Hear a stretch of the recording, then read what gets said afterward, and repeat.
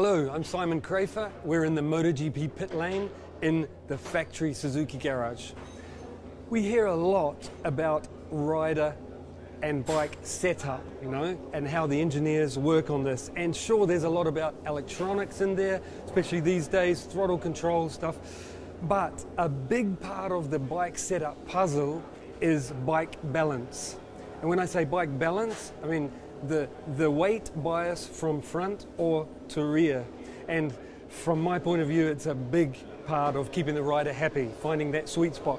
So can I explain quickly what these front and rear weight bias feels like? For example, if you're riding around a circuit, too much front weight or a lot of front weight, you'll go into the corner. In the middle of the corner, it'll hold a line really well. It'll turn, then you crack the throttle. You may have to wait a moment to get the weight onto the rear because it's all on the front. Then it holds a line good, so you can pick it up off the edge and go, and it doesn't wheelie too much because there's a lot of front weight. You're flying down the straight because you've got a good exit. When you brake, the rear lifts too easy. It's scary, It feels like you're going to go over the front. Other riders will be able to outbrake you. The rider will come in and complain about that. Then you brake into the turn. Because of the so much weight on the front tyre, you end up pushing that front tyre, overworking it. Then when you release it, it turns well again. So if you go to the other extreme, a lot of rear weight, then in the middle of the corner, the bike won't turn very well. It's all on the rear, the front's high, it runs wide easy. When you crack the throttle, it's easy to go because there's weight already on the rear. You go, it wants to run wide, hard to keep it on the track. Then down the straight, get to the end of the straight, brake, it brakes fantastic because there's not much weight on the front. You brake really well, brake into the corner, you can put a heap of load on the front tyre because it's not overloaded, but as soon as you let go of the brake, it runs wide again. So these are the two compromises. You're trying to find the best compromise between these two things. And then there's also other variables like the tyres. The better the tyre is, the more weight you can put on it. So you've got different tyres, you've got different track surfaces, grip-wise.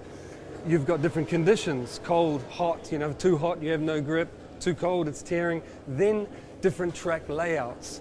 For example, Austria, that's why I say layout, it's all about getting the bike set for stopping. It's all stopping and accelerating. Then you go to Silverstone, fast flowing corners. It's more about getting the rider happy to carry that corner speed. So it's a sweet balance of turning and good front feel. Then I want to explain what the technicians do to change the bike balance. We'll start with the front. Up here, front fork, ride height. So where the front triple clamps bolt to the fork, you can loosen them, slide the fork back down or up, how much it's protruding basically. You can go all the way up here, so the front's very low, until the front wheel starts to touch the radiator or cylinder head. You can come all the way up until it's flush. That's the room you've got to play with. But also, you've got the triple clamps here, the distance between the steering head and the center of the forks. I've ridden bikes, everything from 22 mil here to 30. So this also changes trail, but that's a whole nother subject we're not going to get into. Also in the steering head here, where this goes through on the factory bikes, we can change these cups, move the steering head further forward or further back. This changes the distance between the center of the wheel and the crankshaft, so it makes the frame longer or shorter. The longer it is, the less weight on the front. The shorter it is, the more. Let's go to the back now. And the back ride height is adjusted by the shock length. It's not actually the length of the shock, it's a piece that bolts onto the shock. The longer you make it, the higher the rear goes. Then you can lower it. Each turn is a mil here, but it'll be like 3-4 mil at the back. So, and then obviously down you can make it lower. But also you've got swing arm length, which is swing arm pivot to axle. You can make this longer or shorter.